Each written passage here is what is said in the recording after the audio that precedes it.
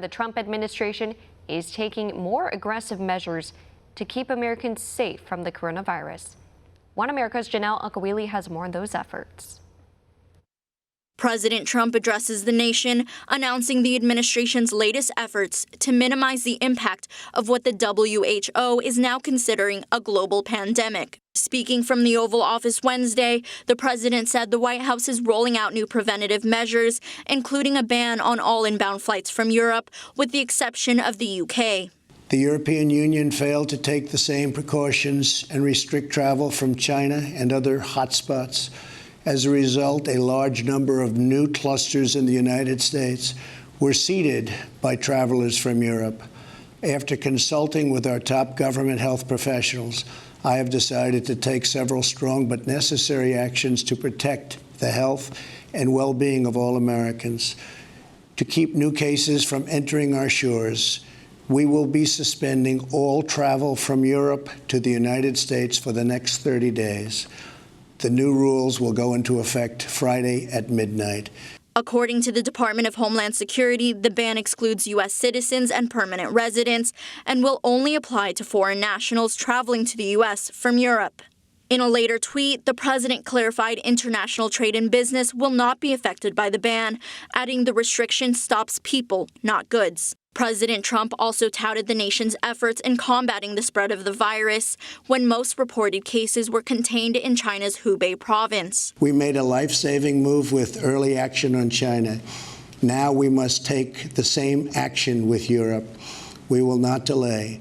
I will never hesitate to take any necessary steps to protect the lives, health, and safety of the American people. The president went on to address financial issues propelled by the outbreak. Using emergency authority, I will be instructing the Treasury Department to defer tax payments without interest or penalties for certain individuals and businesses negatively impacted.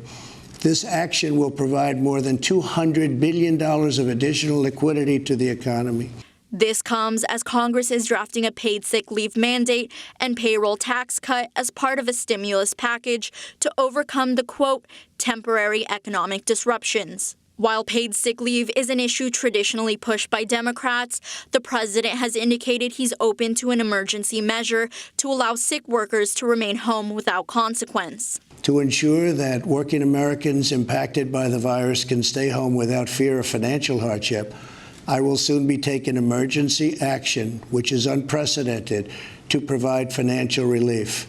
This will be targeted for workers who are ill, quarantined, or caring for others due to coronavirus. The president also urged the elderly to suspend unnecessary travel as they face the highest risk of serious health complications. As for a majority of Americans, the president reiterated the health risks are fairly low and many recover within 2 weeks if they were to contract the virus. Echoing the CDC, the president advised Americans to follow everyday prevention measures. Wash your hands, clean often used surfaces, cover your face and mouth if you sneeze or cough, and most of all, if you are sick or not feeling well, stay home. Gienel Agcaoili, One America News. Want to see more videos like this? Click on the link below and subscribe to One America News on YouTube, and call your cable provider and kindly demand that One America News is added to your lineup. Call and subscribe today.